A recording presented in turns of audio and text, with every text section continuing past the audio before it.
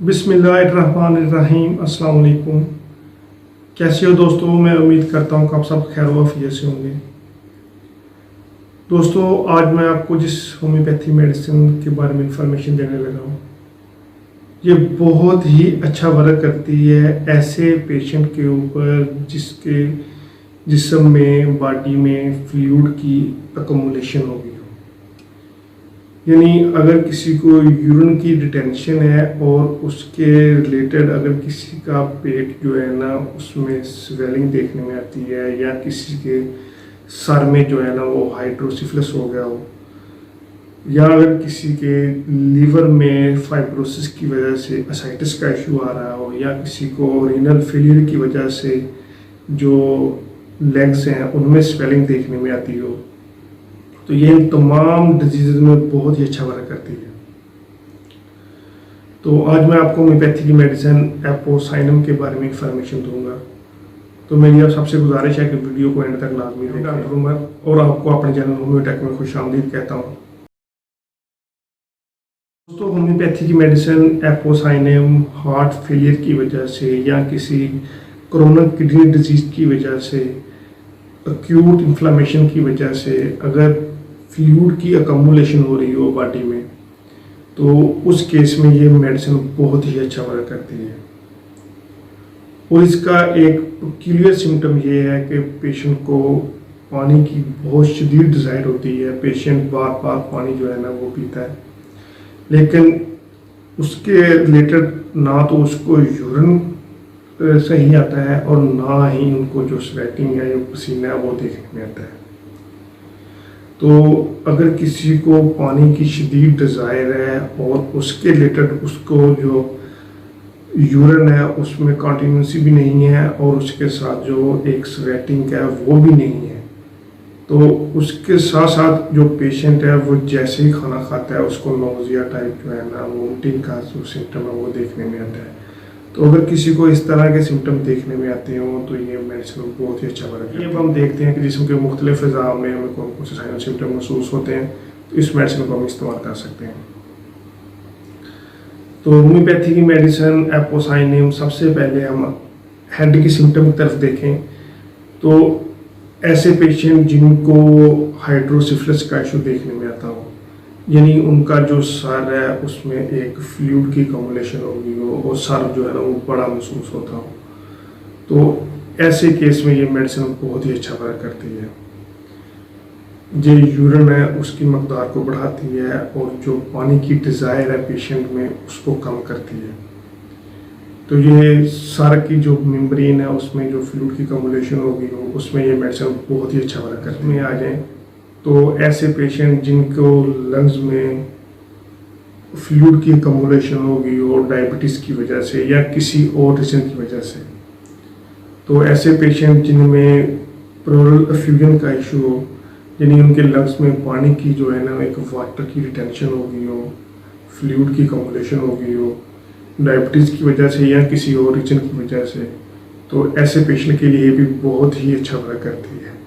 और ऐसे पेशेंट में अक्सर का जो है ना एक अस्थमा लाइक जो है ना फीलिंग वो देखने में आती है। पेशेंट को चलते वक्त जो है ना एक सांस जो है ना वो फूलता है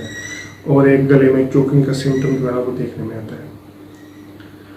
और उसके बाद अगर हम नीचे हार्ट के रीजन में देखें तो ऐसे पेशेंट जिनमें ब्लड की सर्कुलेशन ठीक से नहीं होती, और जब ब्लड की सर्कुलेशन ठीक से नहीं होती तो उसके साथ साथ जो पेशेंट है वो बहुत ज़्यादा चिड़चिड़ापन पेशेंट में देखने में आता है और पेशेंट को बहुत ही ज़्यादा जो है ना एक शदीद गुस्सा होता है, तो और वो डिप्रेशन में चला जाता है। उसके साथ साथ पेशेंट को जो है ना एक एंग्जाइटी जैसी फीलिंग भी देखने में आती है। तो अगर किसी के जिस्म में जो हार्ट फेलियर की वजह से ब्लड सर्कुलेशन सही तरीके से नहीं रही हो, जो सेल की मेम्ब्रेन होती है, जो हार्ट की मेम्ब्रेन होती है, उनमें जो है ना एक स्वेलिंग देखने में आती हो, जिसमें एक भारीपन जो हार्ट वाले रीजन में ना वो देखने में आता हो, तो इस केस में भी ये मेडिसिन बहुत ही अच्छा रोल प्ले करती है। उम्र में देखें तो ऐसे पेशेंट जिनको पेट जो है ना वो भारी महसूस होता हो, यानी उनके जो लीवर है उसमें एक फाइब्रोसिस की वजह से या सिरोसिस की वजह से जो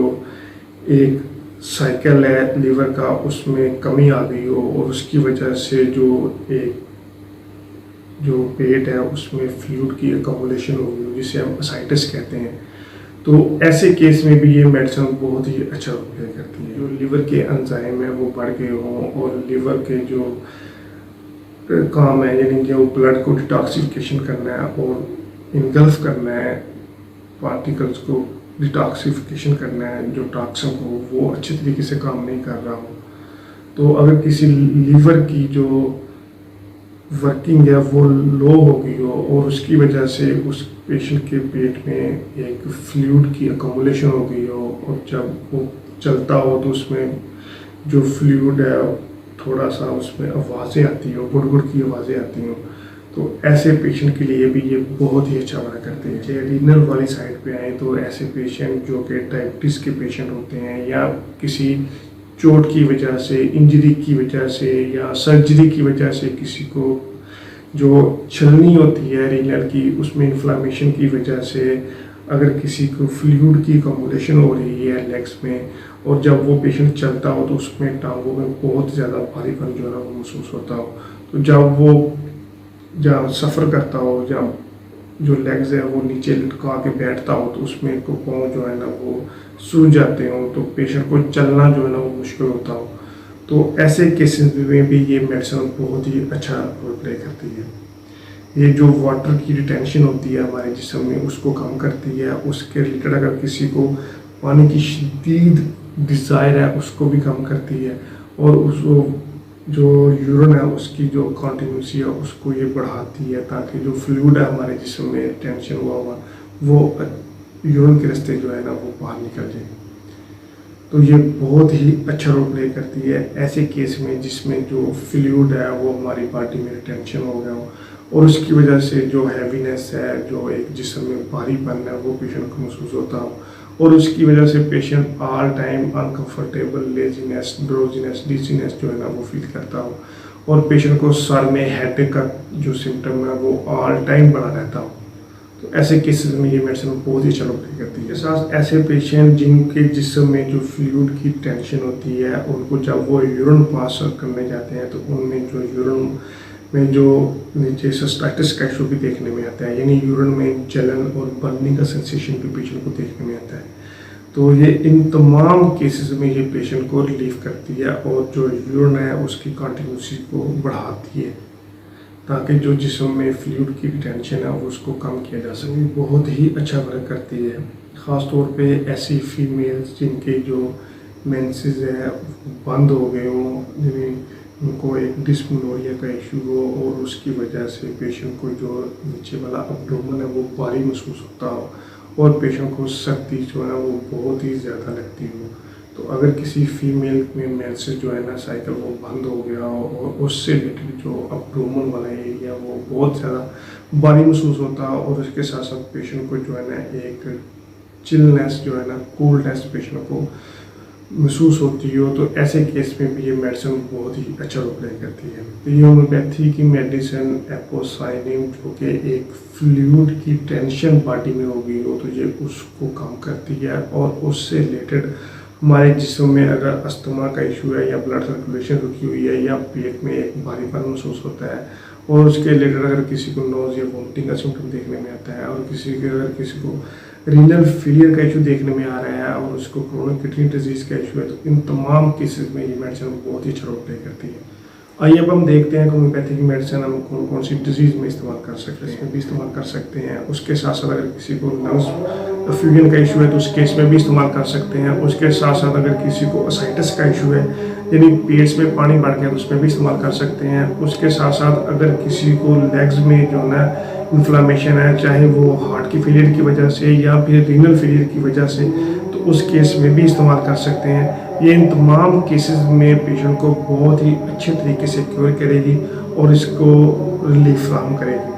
और इसका एक बहुत ही अहम क्लियर सिम्टम ये है कि पेशेंट को पानी की डिज़ायर बहुत होती है और उसके रिलेटेड अगर पेशेंट को देखा जाए तो यूरिन बहुत कम आता है और जो पसीना है वो भी बहुत कम आता है। और उसमें एक बहुत ही अहम क्लियर सिम्टम ये है कि पेशेंट को एक आँख से जो है ना वो दिखाई कम देता है।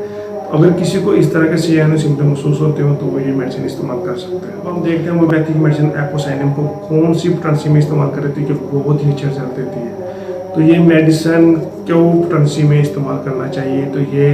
बहुत ही अच्छा रिजल्ट दे देगी अगर किसी के लंग्स में या किसी के जिस्म में या एब्डोमेन में अगर किसी को फ्लूइड की डिटेंशन होगी। तो मैं उम्मीद करता हूँ कि आपको ये वीडियो पसंद आई होगी। मेरी आप सबसे गुजारिश है कि वीडियो को शेयर करें, चैनल को सब्सक्राइब करें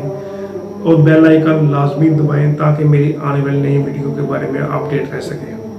अगर किसी की कोई क्वेरी है तो वो मेरे प्लीज़ डिस्क्रिप्शन में दिए गए नंबर पर मैसेज कर सकता है, उसको उसकी डिजीज से रिलेटेड मेडिसिन बता सकूँ। थैंक यू, अल्लाह हाफिज़।